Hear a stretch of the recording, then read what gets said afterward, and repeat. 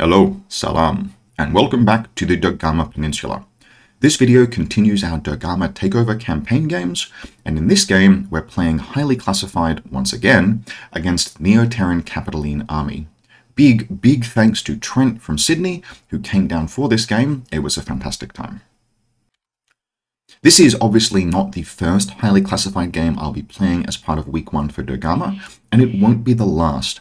This has actually been a very interesting practice experience, being able to really drill down into the same scenario multiple times. And in this video, I'll talk about that a little bit. And in the next video coming up later today, I'll talk about some criticisms I've developed of highly classified as a scenario with the benefit of multiple games in a row playing it. It's been very interesting overall, but for now, let's get into the report and the lists used. So this is a revised version of my Haqqislam highly classified list. As in the previous video, there are some things that it's trying to do. It's trying to make multiple use of troopers with dogged, no wounding cap, regeneration, or explode to be very difficult to perform some classifieds on. The main changes that it has made is that I was concerned firstly about my inability to reliably do test run if that popped up, and also frankly I kind of wanted to just get a guided missile back into the list. I've been intentionally playing without guided missiles recently, but if telemetry pops up in highly classified, it just rewards you for having one in the list. So the changes that have been made since the last time I played this list is to remove Nauf and the Camille baggage bot and replace those two pieces with a Shihab total reaction bot and a guided missile remote. This also had the benefit of reducing the list's physical footprint by cutting the 5th Silhouette 4 model from the list. In the previous game, I found that I had issues trying to deploy all 4 bikers and the Camille remote, and it is considerably easier to deploy just the 4 bikers and then have regular Silhouette 3 remotes to deploy elsewhere. I would miss the absence of the 3rd deployment zone repeater, but overall I think this is a solid change, although I am obviously giving up the gunfighting represented by Nauf. He's a very good gunfighter. A Shihab is more of an ablative and defensive piece that is merely very good at being engineered as part of the test run classified, because it's quite hard to kill outright, and so therefore is kind of easy to repair. This is the list that Trent would play in Neoterran Capitaline army for this battle report, and I actually really like it. It's doing something that Pan-Oceania can kind of do to leverage the fact that they are very good gunfighters, which is to not go all in on gunfighting. The list is built around 2 3-man teams. You can see the Aquila in a Fusilier 3-man core, and then the Bolt 3-man core. And I actually really like that. The Aquila is already ballistic skill 15. The Bolt is already effectively ballistic skill 16 with a multispectral visor. You don't necessarily need to spend all of the extra points to push those pieces even higher. A Bolt can obviously get up to effective ballistic skill 19, the Aquila up to 16, but by running smaller, leaner cores, you can spread yourself out further and expose yourself to less risk, and generally just kind of enjoy the flexibility of using those smaller active elements that are less exposed to risk. He's also got an Auxiliary Lieutenant, which is a great choice I like generally, but is particularly a good choice in the Durgama highly classified mission where it will get +1 order, although I do kind of think that a decoy would have been a good idea. I wasn't running for days in this list, but he's at risk by having that Auxiliary as the only viable lieutenant if I had taken one. Ada Swanson FTO is a nice defensive adaptation, as is the Blackbriar. It's just generally well-rounded. It can do multiple classifieds. It's a good kind of like middle tier gunfighter to complement the big active gunfighters in the Haris teams. It can also be jumped into Combat Group 1 to bulk up those teams as a wild card. And then there's the obligatory Peacemaker, etc. The only kind of like what I would call flourish pieces in this list are the choice to take, well, firstly there's a Clippotron bot, but like I said, I have one for the same reason. The Garuda Forward Observer and the Mulebot Hacker are 35 points spent on, yes, okay, the Evo Hacker can firewall the Aquila, and it would at some point during this game, But the Garuda is a piece that I like, and absolutely, particularly with assisted jump, it can sometimes just land and win you the game, but I don't think it's actually a good highly classified piece, because the classifieds that it can do can also relatively easily be done by your hackers, even Pan-Oceanian hackers. And it could alternatively be a peacemaker. And if the Garuda is a peacemaker, then the Mulebot can be a decoy auxiliary, which also gives you more deployment zone defense. You get 2 whole extra Oxbots. It's just a bit more meat and potatoes. I think this game would have been considerably harder for me if Trent had had those pieces instead. Although perhaps in an alternate universe right now, I could be saying, and then he used the Evo hacker to assist to drop the Garuda, and it turned up and killed Saladin, and I would be singing the Garuda's praises. So just some thought there, but let's get into the game. These are the classifieds we drew, and you can see my private classified is on the left there, HVT Kidnapping. I actually had a choice between Kidnapping and Retro Engineer the HVT, which I can do because Fiddler is in my list. I decided to go with HVT Kidnapping because I felt I had more redundancy to complete that. My list has got quite a number of veterans in it. HVT Kidnapping is ostensibly more difficult because it's not one roll and done. It's something that has to be done at the end of the game, which makes it more challenging. But with Test Run already on the field, you can see there on the right, I didn't want to put all of my eggs in one basket. Now, as it happens, I think either would have been equally doable, but I took kind of the conservative route with Kidnapping, and that more or less paid off. It wouldn't be a huge distinction. The open classifieds were Capture, Telemetry, HVT Espionage, and Test Run, and so you can see some of the decisions that I had made in my list construction and Trent had made in his were paid off here. I would be really glad to have that Total Reaction Bot with Test Run on the table, and I would be glad to have the Missile Bot with Telemetry on the table. These, I would say, are mostly kind of easy classifieds to do. Test Run is a bit contingent on your opponent. Capture is an end-of-game classified. But this is not a classified lineup that is pulling you in like a lot of different directions. In fact, there would be some firefight armies or frontline armies not built for highly classified, that could do these without too much of a problem. So we rolled for Lieutenant. Trent with Whip 12 won the roll against Saladin with Whip 16, and he snap-picked first turn. And that is totally reasonable. You are playing against Haqqislam. There is always the potential of Fidays. Now, we know that I didn't have one, but he couldn't take that risk. Snap pick first turn, totally fine. This table constrains fire lanes a little bit, but is actually very easy to move around on. We treat those windows in the buildings as accessible by any troop that can bolt in and through them, which is most troops. And pretty much all of the buildings have got a whole variety of doors. These interior spaces are very, very easy to access.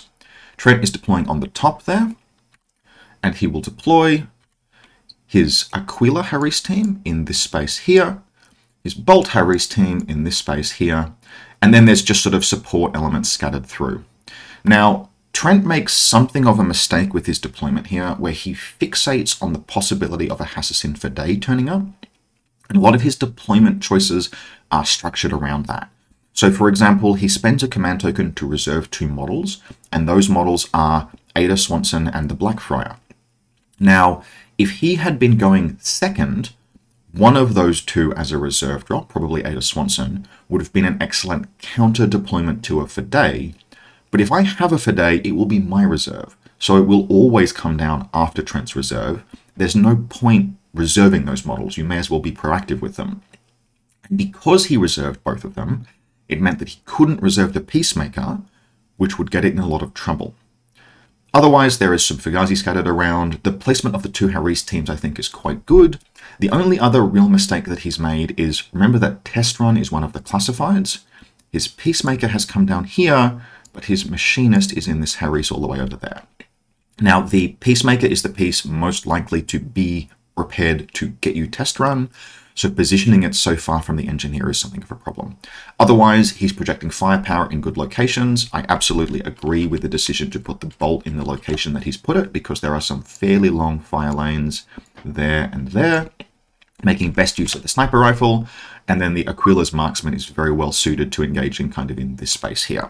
So overall, a good deployment, but slightly too paranoid about the presence of Fidays. he should have just put the Blackfriar somewhere down in about the middle of his deployment zone, or in a position he did not want a Fade to be. Same with Ada Swanson. Reserve drop the Peacemaker. For my part, I can't really hide my bikers too well on this table, but I can put them in positions where when they get got, they will be engaged in shotgun range. So you can see them hanging out kind of like here and here. There's another one over there. And then Zalekia is in the building here. And I have hackers kind of scattered around.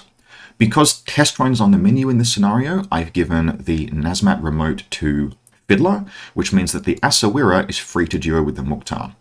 They didn't do a ton this game, they did do some gunfighting, but I liked how that duo felt, and I would play it again in a future game. My reserve drops were going to be Fiddler and the Shehab Total Reaction Bot. So Trent had reserve dropped those Ada Swanson and Blackfriar pieces. I didn't really need to do anything about those. So the Shehab Total Reaction Bot came down in the corner over here, where it would watch the long lane, possibly ready to engage the Bolt Sniper, and then Fiddler would deploy just to protect Saladin against a Garuda. She could easily get down off of this rock if she needed to, and the Nazmat remote was just hanging out nearby the Shehab. Now, two other notes, things I just want to touch on before I get into the actual game proper. The first is how my Libertos deployed. So this picture here is what I mean by the Peacemaker got itself into trouble. It deployed that far forward. Remember that in the Durgama Takeover Highly Classified, there are 16-inch deployment zones. So it went onto the 24-inch line. And my Libertos deployed here with its mine here. Now that mine will detonate on both of those remotes if either of them activates or if they activate. And the Libertos has some very clear, like very easy choices about AROing depending on what it is the Peacemaker and Oxbot do. This would functionally kill the Peacemaker in the first order of the game. And it's a really good example of how you have to be very careful with non-marker state infiltrators.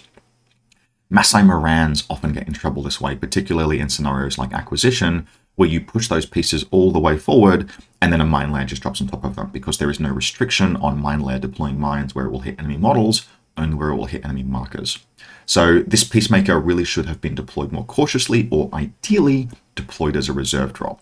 There would be nothing wrong with this deployment if the Peacemaker was back here and the Oxbot was here, ready to, like, you know, surprise shot, also to discover shoot the Libertos. But because the Peacemaker was the one exposed to both AROs, including the mine, it was in a really bad spot. The second thing is just this deployment of my HVT. Something that I am increasingly finding is that I don't hate going second that much in highly classified. Now, it will depend on what the objectives that you get are, but there are plenty of objectives in the deck that trigger at the end of the game. And of course, this is in countermeasures, so there's no like end of round scoring or end of game classifieds. So if you're going second, then you can put your HVT in a position where it is as far away as possible from the pieces that might realistically perform classifieds on it, and you can defend it effectively as well, whereas your opponent has to spread their resources out. So we had HVT espionage in this mission, and this HVT is on the far right side of the table, defended by a total reaction bot and a turret. Because Trent couldn't know where the HVT would be going down, he had to split his hackers up. So there is only one hacker, the Bolt hacker, who is anywhere near this HVT. It's also going to be difficult for him. I mean, I have HVT kidnapping, so it's unlikely that he does because we're playing from a single deck to avoid double up. But if he had something like HVT kidnapping, for example, it would also potentially be really difficult for him to do it. So I'm kind of liking the ability to deploy your HVT after your opponent deploys most of their army. And this is also something that would come into play in the next game of Highly Classified that I play. So Trent is going first, and his first turn is not great, but not a disaster. The biggest issue, obviously, as I mentioned before, is that the Peacemaker would basically activate first, and it would get blown out. Now, it moved around here like this to try and move its repeater forward, and it actually came into zone of control of my Fanus remote here, which let my hackers declare Spotlight against it. In order to try and stop me from achieving a classified objective immediately in a reactive turn, he then had to reset, which meant that the mine detonation was not opposed by a dodge. The mine knocked the Peacemaker unconscious, but he did successfully reset against my Spotlight attempt, so I didn't score a classified immediately. He then takes this Fanus that's hanging out back here and moves it all the way around smashes through this window and comes into this space. Now I try to dodge with my biker and I do succeed, but 4 inches of movement won't get me out of his repeater area, which lets him immediately move and start making spotlight attempts. The movement happens both. Harry's teams will move this turn. The Aquila team will just kind of reposition, but they will successfully land a spotlight after, I think, 2 attempts. And it takes 2 missiles, but the biker gets wiped out. That's what I mean by including a guided missile remote is kind of just a nice, easy, free kill if you already have telemetry in a list, in a classified lineup. This wouldn't have been a super efficient kill if telemetry hadn't been in the classifieds, but it was, so it was. The rest of Trent's turn is spent moving the Bolt team forward. They'll be backed up by Ada Swanson, and they'll form kind of a defensive cordon in this space here. The Bolt sniper engages and knocks unconscious the She-Have Total Reaction bot. That isn't a surprising face-to-face roll. I think we actually dual crit the first face-to-face roll, but he wins the second. He's 3 dice on 16s, I'm 4 dice on 11. There are many dice that he can roll that I would have to crit to beat. So in the second face-to-face roll, he gets something like a 15 or a 14 in that dice roll. I don't crit. That's the advantage of Bolt Ballistic Skill plus Marksmanship. I fail both saves and go unconscious. Things otherwise just kind of hang around in this space. The Bolt Hacker, the Machinist, is back here in the building because he needs to be safe to do classifieds later in the game. The Bolt Sniper pulls back actually just a little bit. It does not watch this long line, which may end up being a mistake, although it means it's not going to be exposed to active turn total reaction bot shooting if I repair it.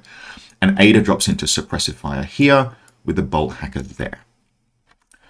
So when my turn begins, I'm in a pretty reasonable state. Trent has only done 1 classified and he's actually lost more points than I have, making this attack. Now, yes, technically he killed the She-Have, but the She-Have is coming back in just about the first order of the game. So I'm not down in attrition and I'm really not down in classifieds either. Pretty much the first thing that happens is that Fiddler moves, dismounts the rock. The little Nazmat remote back here moves across and it will fix up the total reaction bot, which stands up, and that's 1 classified done. I then launch a 2-pronged attack on this strong point that Trent has built here. The first thing that happens, or basically this happened in parallel, but the biker that is deployed back here will make a long run up this way, and the Bereed hacker that is deployed back here will come up to this window and pot a picture down there. Now, I don't execute this perfectly, but it does ultimately work. A killer hacker versus hacker duel against Trent's Bolt Hacker kills his hacker. It takes a long time. Bolts are BTS 6. He's rolling reasonably well. I barely punch through multiple times. I even lose 1 face-to-face roll, but pass my BTS roll against Oblivion. But eventually the Bolt Hacker goes down. I also spotlight to get telemetry and missile kill Ada Swanson. And then the biker kind of just like comedy of errors around for multiple turns, really struggling to kill things. But it is in this mix and it helps. And it will eventually kill the Machinist, which dodges out to engage it. But I want to say that that Bolt Sniper actually survived this entire turn. It will die in a future turn. It won't play any more part in the game. But it really, the bolts are weirdly survivable sometimes. They like just have just high enough fizz, just high enough armor, and obviously quite good BTS. And they're also multi-terrain, which I didn't know, which helped Trent move these pieces forward to make this attack on this turn. Ultimately, though, he loses a lot more pieces than I do in this face-to-face roll, in this engagement, and the biker will survive and stay there, having run out of orders in the second combat group, forcing Trent to deal with that in his turn. This attack consumes pretty much all of my orders, so I don't have time to move up and engage with Trent's HVT, which is here. Pretty much all of the rest of the stuff that I can do is to have this Hassassin Bereed come out and up this way, and the last thing that he'll do basically is to shoot a picture into this corridor to be a pain for Trent next turn. So this is the start of round 2, and you can see that Fiddler has moved forward. She's occupied this space here, and her jackbots have moved up to there and there. The Lobotos hasn't moved, and we've got 1 picture down here and 1 picture down here. The Aquila Guard is here and is kind of staring at that repeater, knowing that he can't really move without being in trouble. But this is a case where having the Blackfriar comes in handy. It pops into the first combat group, it moves up and around here. Now it does get spotlit, but it engages and destroys the repeater, and although it gets spotlit, which will ultimately kill it next turn, it doesn't get oblivioned and spotlit and carbonite or whatever, which might have happened to the Aquila Guard. Now that the Blackfriar is in combat group 1, Trent can also form up a 4-man team with these the Fusiliers and the Aquila, and they'll just do like a quick push forward and a quick push back. The bolt has drop bears, and he'll place a mine, he'll throw a drop bear there and a drop bear there in one order, which he can do because plus burst from the link, and then pull back. And this traps my Jackbot and my Libertos quite effectively. I actually just elect to declare Zone of Control dodges with them, rather than try and solve this problem in my active turn, because if I don't declare an arrow now, only one of them will get to activate in active turn, and the other will cop unopposed mines. So they declare a dodge, the Libertos succeeds, which is great, the Jackbot unsurprisingly fails, the hallway turns into an absolute hellscape of shrapnel, and the Jackbot dies and explodes. On the left flank, his left, my right flank, Trent makes really good use of his Auxiliary Lieutenant, which will pop out this way using those Lieutenant orders, and it will just kill the Coom Rider. She's sitting around here, she got spotlit by the Bolt Hacker last turn. The Auxiliary can very safely engage at long range while the Oxbot moves into flamethrower range. He handles this quite well. He doesn't move into shotgun range. There's no easy trade. I fire my shotgun at long range at the Auxiliary, but the Auxiliary is firing at a targeted enemy. It's 3 dice 14s, I'm 1 dice from 11. It takes 2 orders, but because he puts me dogger, then has to retreat, but the Coom Rider goes down. However, Trent hasn't accomplished any objectives this turn. I'm up on objectives, and I'm also really up on regular orders as well. I've only lost 2 bikers at this point and a Jackbot. I'm otherwise on full bottle. So this is a picture taken later in the game that's a bit more representative of the game state. This was taken sometime during sort of rounds 2 and 3, but we'll play it for the rest of this report. We can see what I've done in my second turn here, which is to lay yet more repeaters with the Hassassin Barid.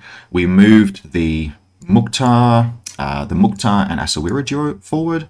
We've actually pulled this Coom Rider back because I identify at the end, like in my second turn, that really the closest I can come to losing at this point is if that Garuda turns up and kills Saladin, so I just pull well back into a defensive position. And otherwise, I mostly focus on doing classifieds. We get 1 kill, trying to lock Trent out of doing his classifieds. This repeater that's been laid by the Barid is used to enable a killer hacker duel, and I kill his paramedic, I kill his Fusilier hacker, and I think the Mukhtar is able to engage and destroy his Fusilier paramedic, which removes any possibility of him repairing that, of doctoring that engineer, even though it's a long way away, and completing test run. Otherwise, this Mukhtar that was in here moves forward, Zalekia moves forward, Zalekia engages and destroys the Fanus remote. I make sure to do that after I've killed the last hacker in Trent's list, so she doesn't get spotlit and reactively missile killed. But the Mukhtar moves forward and completes HVT espionage. So at this point, I've done 3 classifieds. The only remaining ones to do are end of game, so I just have to weather Trent's pretty limited counter assault. Unsurprisingly, he elects to bring the Garuda on in his turn. It pops on here in the back arc of the Asawira, who succeeds its dodge and turns to face, and there's just a short engagement there. The Asawira puts shotgun templates down on the Garuda puts combi rifle hits into the Asawira, and by the end of the second order, both of them are unconscious. The Asawira will regenerate, which is kind of salt in Trent's wounds, but it was never really going to matter what happened there. The Aquila Guard doesn't want to move forward because it's sitting in the repeater area, and there's just sort of no force left in this space. So Trent does what damage he can, but I head pretty comfortably into my third turn with really just a couple of things to do. The first thing that we do is that the Mukhtar hops through here and synchronizes the HVT, which will do my classified HVT kidnapping. And then I just have to run a veteran or elite piece forward into base contact with an enemy that is totally in Trent's half of the game table. And I think that ends up being Zalekia, who runs up here and into base contact with the machinist. So that does capture, and that means I've done all 4 classifieds and my private classified, which is a comfortable 10-point win. Trent has only been able to do telemetry. I don't know what his private classified was. He did tell me, but I've forgotten. But overall, that's sort of just, I'm happy with how this game played out. I think it went really well. And I also think that it is a bit of a testament to practice. I played this game as a warm-up. So I played highly classified on Friday afternoon. You can see a report from that elsewhere in the channel. And that kind of like playing with what was very close to this list, playing the mission, learning those play patterns of how much to attack, how to get runs on the board easily. And in particular, I found the play approach of as a priority, do whatever classifieds are easy early in the game. Because as the game progresses, you are exposed to increasing risk of the pieces you have that can do those classifieds dying. So the first order of the first turn that I had, functionally speaking, was spent performing test run, because the only way I could do test run was with Fiddler. I had only one engineer, and realistically I was only going to have one unconscious remote. I could not guarantee that circumstance would arise again. So Snap did that. Then we move on, we try and do telemetry. Now telemetry is pretty easy to do in ARO, but again, I have only 2 hackers that can perform it and no forward observers, so get it on the board quickly. If I'd had sabotage, for example, I would also have prioritized that, because there's only 2 models with decharges. Get that done. Once you have gotten the easy classifieds done, you can then pull back, and you'll notice I did get 1 classified done in turn 2. That was HVT espionage, but I could spend a lot more time pinning Trent back, performing attacks, setting myself up for the 3rd turn when I had the luxury of just doing those last 2 classifieds fairly easily. So I like that as a play approach, and I also like the sensation of really learning and digging into the scenario. Coming up soon will be a 3rd battle report of Highly Classified, which I think highlights some of the weaknesses of the scenario, and I'll have some thoughts on maybe how it could be changed or run as a variant mission that might improve it just a little bit. Hope you enjoyed this, and I'll see you next time.